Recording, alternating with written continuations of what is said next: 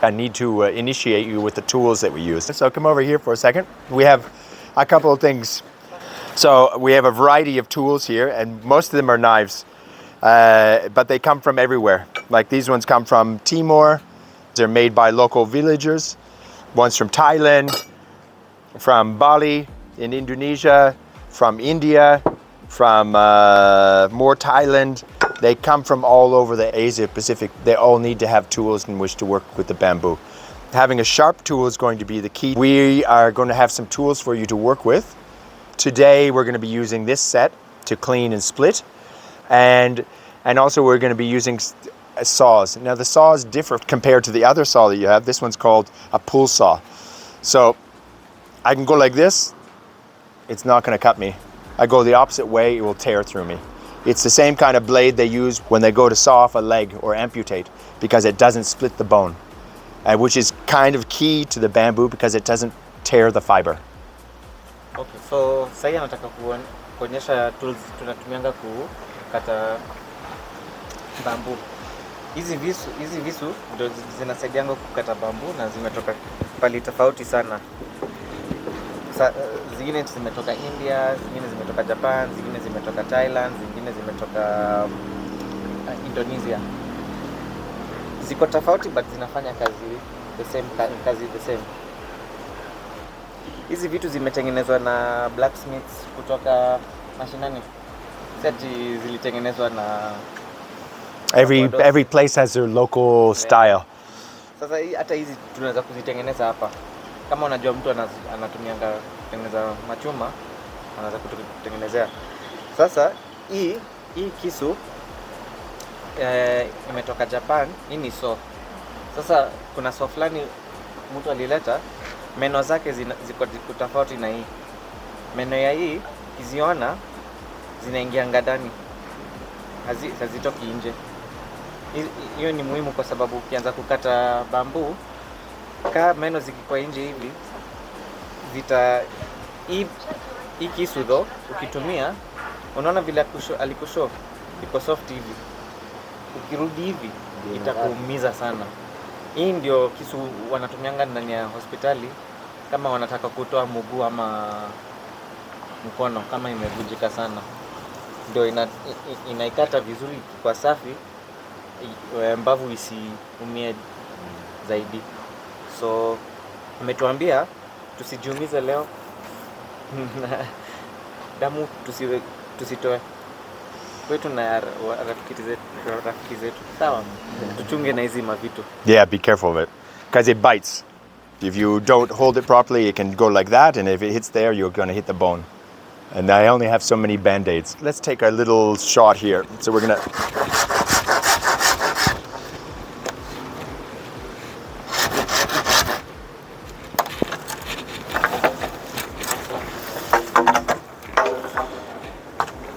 So one of the things to do when you're using bamboo is it's not wood. So when you're chopping with it, it's basically you hold on, keep your hand far away from it. It seems very basic, but that's the key. We're trying to hold and support. If you try and chop it in the air, it's going to cause trouble because it doesn't want to saw up here. If it's long, it will bind it because as I go like this, it sticks because it compresses on the blade. So you always want to lie it flat, and the piece that you're chopping is going to fall away. So the cut can open up as you chop it. That's the key. It's not rocket science, but it is a different way of sawing. And you're better off holding the piece you want to keep and let the other piece fall away. If you get too close, it can jump over. And believe me, I have a hand with many scars from that lesson. Too apparent. We're also going to be using that splitter today. So that's this. And this is so that we can create weaving from this material. So I'm just going to grab a hammer really quickly. So the key is you cut perpendicular, so it's a square cut. You hold it. Maybe you have someone else who does this. Yeah? And then you use the weight. I keep my back straight.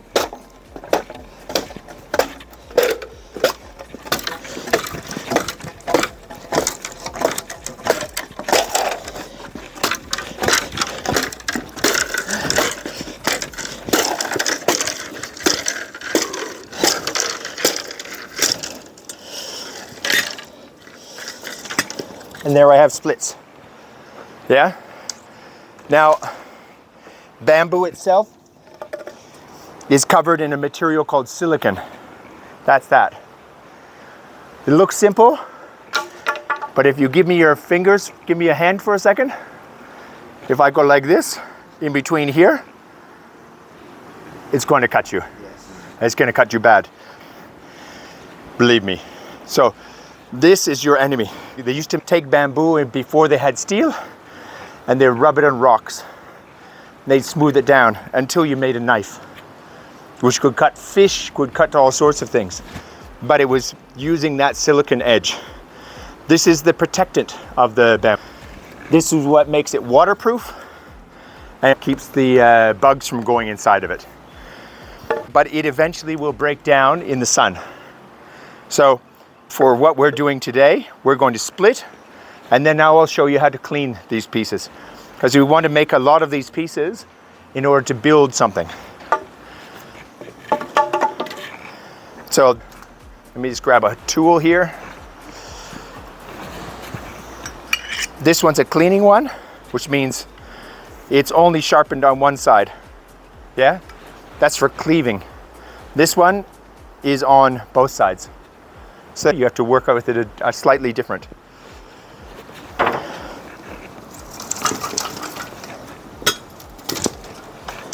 So when I go to do anything, because I don't have gloves, what I want to do is, if you feel here, that outside edge, sharp, very sharp. If I go to do this and I hit this and it goes, it's going to cut my palm open. So what I want to do is I start by going like this one time, and now it's round, no problem. I flatten this out because I want to have a flat piece. When you start weaving, you want to have flat pieces so I don't have the curve. The curve is what keeps it from wanting to bend. Because at the curve, it has material, all this material is trying to compress. Everyone understand that? Yeah? Need a translation or anything? Wacha nikwambie, so pale alianza alituambia that kuna different tools tunatumianga. Unaona hizo mavisu na hii inaitwa splitter. So amekushow vile hii splitter inatumiangwa. Unaona? Kwanza unaikata, ukikata unatumia nyundo, ukianza kuivuruta unapata hizi mapisi. Unanielewa? Sawa.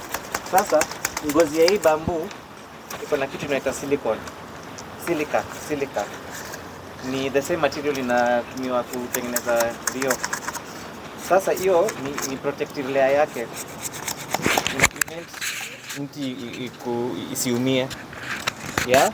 But alikuwa anakuambia sasa hiyo ngozi yake ni hatari sana.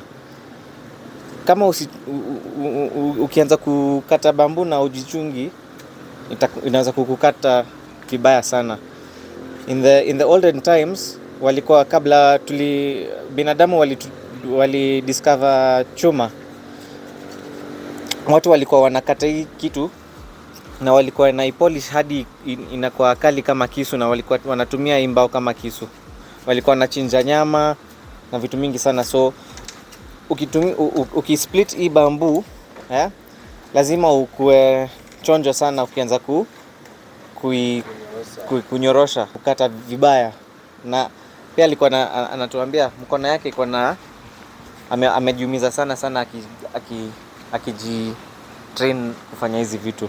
So ametuambia tukue chonjo tukitumia hizi materials. So when it's cleaned properly, I should not be worried about cutting myself, because the edge has been taken off as I make the piece. Yeah, it's flat on the inside, so when I go to weave, I don't have to worry about this one catching me and cutting me. It won't do that because I've cleaned it properly. So that's all we need to remember when we go to this next section, because we'll be cleaning a lot of splits. Maybe we have 20 or 30 of these to split, so everyone can have a go at splitting. So sasa tutaendelea tutaanza ku-split hizi bamboo akituonyesha vile tutatumia hizi matools na kuinyorosha. Sawa sawa. Okay. Okay, what we're going to do is we're going to, from here, we won't split right away, but we are going to go up and we're going to look at some of the treatment systems that we've made. So over the last 2 weeks, we've been harvesting, we probably harvested around 200 poles, and we've treated them, most of them, and we built some structures. We split and we wove. So one of the projects is to build a star dome with these splits, and we'll also be building a tower with straight poles. But we'll go up there now and we'll look at the vertical soak and also the horizontal soaking system. So sahi tukianza tutaenda juu, atatuonyesha treatment plans zote mbili. Kuna treatment plan ya kwanza vile tunanyorosha mbao ikilala, inatitiwa ikilala na ingine ikisimama. So zote mbili tutaangalia tukipanda juu. And then projects mbili tutaanza, moja ni kutengeneza hiyo katawa ulikuwa sijui kama umeiona, na ingine itakuwa inaitwa star dome. Ni dome imetengenezwa na design ya nyota. So kama umeona nyota, umewahi kuchora nyota ndani ya textbook hivi, hiyo ka design ndio unaweka hizo mbao, zikishikana unaikunja, ina create ka dome. Atatuonyesha vile inatengenezwa. So go up and I'll be right on. First portion of the workshops, we're focused on harvesting and treating. Because before a carpenter can take the materials and build with it, it needs to be treated. So we harvested maybe 200 to 300 poles and from a couple big clumps that are around, and we made some structures from them. So we made a star dome, which we'll make maybe tomorrow or this afternoon. We'll see how many splits we get made. That's the dome over on the far side. We made a tower, and we'll make one of those as well. A taller version. This one is only 4-meter poles, so maybe build one with 6-meter poles. And this was one of our students wanted to build a drying area for the briquettes. And then all the leftover material we've been chopping up, and then we've been making biochar. We made somewhere like 150 kilos of biochar. Okay, so kwanza tukianza na treatment plan. Hii ndio treatment plant. Hapo tunaona bamboo zimeshakatwa, zinaanza kutritiwa. Hiyo ni process ya kutreat bamboo zikisimama. So ukimwaga hiyo maji na chumvi, hiyo chai yake, ndani hizo matubes zikisimama, zikianza kutoa hiyo maji. Harvesting process, sasa wamesha harvest tuseme between 200 na 300. Mti 200 na 300 zikiendelea treatment process. So I told them that we currently harvest about 200 to 300 poles. Yes. And this is the current treatment plant that's treating them in a horizontal fashion. Well, we have two different, we'll show them that one first, and then we'll look at we have two different types that we've harvested. So come over here for a second. And then sasa hiyo waste kama hii, hiyo itumiwi, ndio inaingia inatengenezwa, inatumiwa na hiyo biochar. Atatushow vile hiyo biochar inatengenezwa.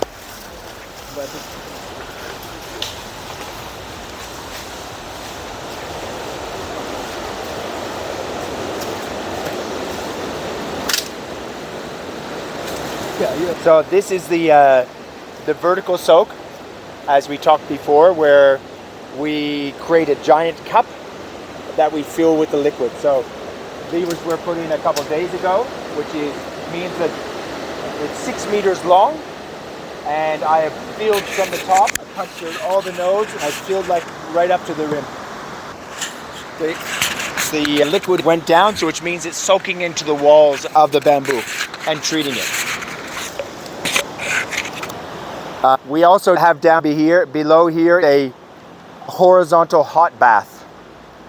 So these both use different solutions. So this one uses a 10% solution, which is out of 100 liters of water, 6 liters is borax and 4 liters boric acid. And that's all mixed together into a supersaturated solution.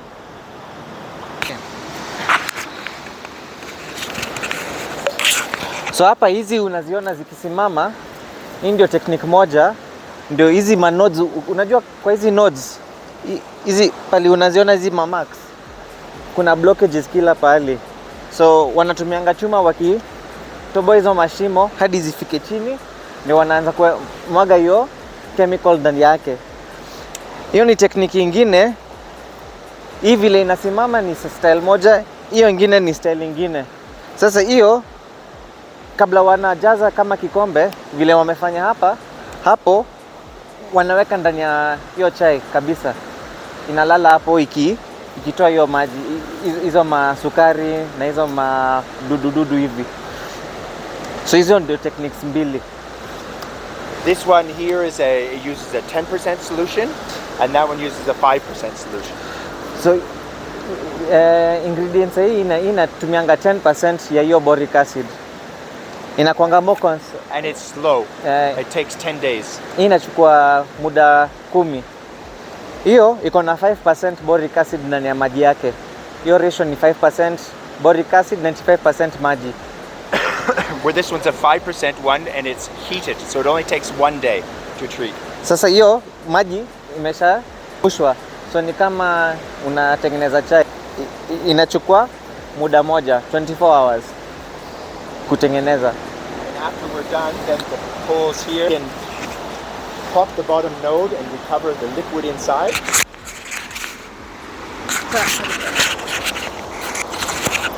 We can pop the bottom node on these vertical ones, so it's like a big cup now. We punch a hole and then we get the liquid back. And we can keep using the liquid over and over and over until it becomes too dirty to use. And then the same with this one, we keep using that liquid. So here, this was cooked yesterday. Now the water is kind of warm. We can take the material out, and this rack is made so that we can pull the poles out and it drains down back into the bath. And then once it's drained, then we stand them up here for sun drying, for bleaching. And then they are taken from this place after a week and put it somewhere to dry for 2 months. Because bamboo, if you use it too wet, something happens. Bamboo doesn't shrink in length, it shrinks in diameter. So if you build something, you punch a hole through it with a bar, as it shrinks, it will crack.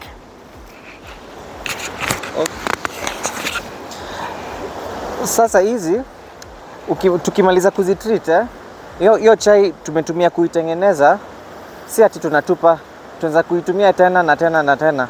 Unaelewa? Hii ya kikombe na hii vile tumeweka ndani ya bafu, tunaweza kuitumia tena na tena na tena. So tuna prevent waste na inakuwa sustainable na recyclable. Juu ya hiyo vile tukimaliza kuitreat, inawekwa ndani ya jua ikianza kudry. Ikimaliza kudry ndio tunaanza kutumia. But kitu kunote, ikianza kudry ina shrink. But ikishrink, hai shrink kutoka length yake, ina shrink kutoka size yake hivi. Inaanza kwa nyembamba ikikuwa dry. Unaelewa? So tuseme kama ukiweka shimo ndani ya hii mbao, kama imesha dry au kama inaanza kudry na unataka kuweka piece nyingine ndani yake na bado ina dry, kama ime dry na haija dry vizuri, inaweza kuvunjika. So inafaa uchunge hiyo maneno ukitengeneza vitu. And you can see it kind of here even. When we built this was super tight. But now the bamboo is already, after a week of being here in the sun, it started to shrink. So now all the tension is gone from here because the bamboo is shrunk. So last week walijenga hii kitu. Vile walijenga hii kitu, walikuwa wameshakaza hizi makamba. Vile walikaza hizi makamba zilikuwa zimeshikana vizuri. But sasa kwa sababu imekaa ndani ya jua na maji imetoroka kabisa, hizi mambao zimeanza kukua nyembamba sana. So vile zimeanza kukua nyembamba ndio naona hizi mbao zinacheza. So zinafaa kaziwe tena. So it's always best when you're building to building with bamboo. 2 months drying. It reduces to a 24% moisture content. So ikimaliza kudry, hiyo maji ikitoka kabisa ina reduce hadi inafika moisture content yake inakonga 24%. Vile ilianza na 100 imeshapunguka hadi imekuwa 24%. On average. Okay. So any questions? Questions? Oh, you want to see how it looks like? So the liquids come down quite a bit. So it's drunk. A couple like this one is past this node. So they are filled right up to the top. So that liquid went into the side fibers. I've made one test one. You can see the red color. I put this so that in a couple days, I'm going to saw this and I'll see how far the color is moved into the fiber. So then I'll visually know how long it takes this variety of bamboo to be treated by the system. Maybe it's less than 10 days. Yeah, when I've done it before in Australia, I've had it down to 5 days. So it can be sped up. It all depends on the density of the bamboo. And should you do it straight away once you harvest it? This method? This one can wait a little while. You have up to a week or more. And the same with this one down here can wait a bit. It's the only one that is really difficult is the boucherie method, which is the one we're using the mechanisms to pump it through. It needs to be fresh. Yeah. Okay.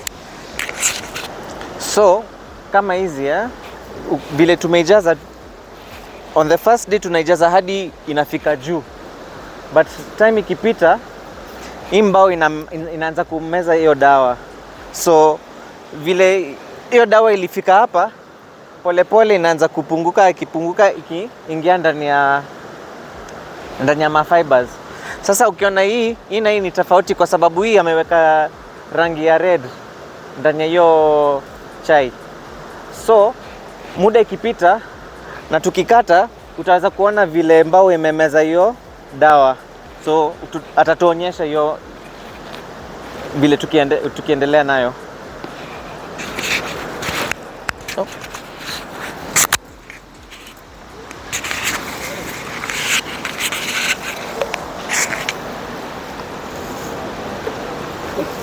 I don't know if this is a dumb question, but the brown here was green? No. These are different types. So this one's called vulgaris. It's a local variety and it's called a painted bamboo. But it's slowly starting to change. The yellow already is starting to leach after a week. Most bamboos will turn back to their base color. So they'll all turn beige or pale blonde. This one is a much heavier bamboo and it's called a Dendrocalamus strictus. So this one's probably one of the better growing species in the area. It's probably the best because the wall is so thick. So when it dries, it's going to remain green? No, when it dries, it will all turn blonde. Yeah. The only versions that don't is there's a few varieties of black ones. One's called a Negra, a Timor black, and then there's a Dendrocalamus black as well. And they will actually retain a black luster on the outside. But you can see how many shoots have happened on this one. Even since it's been chopped, the shoots have started coming up. Even with the little rain we had last week. So they kind of go through the wet season, but now it's dry. In the rainy season, it's going every single day. It's growing. Let me ask a question. Yes. What stage should be harvested for? For food? Yeah. It's probably like this stage. Yeah. This one's a bit too old now. This one. Yeah. So you're young and small, because what happened? But that depending on what variety, because we have a gigantea. That I pulled a shoot off that was this big and that round. And when I harvest off all the things, it becomes much smaller inside. Like this one will be about that big, but you'll still be a kilo worth of food inside that one. But you don't want to over harvest because then you won't have poles. Yeah. It's kind of like a fine balance between the two. Sometimes you can look at it and go, oh, okay, this one's going to interfere with this one, I'll leave that one. Yeah? Is it going to interfere and I'm going to take that one because it leaves space for something else to grow? Is there an age that's too young to harvest? No. Like now that? No, you could harvest that one. You would get but you would probably dig down as far as you can and you would chop it. But that's optimal sort of size. And when you pull it off, you don't have to use a tool. You should be able to just grab it and pull it and it will break. Like like asparagus. You know when you have asparagus and you tweak the bottoms and it breaks? Same way.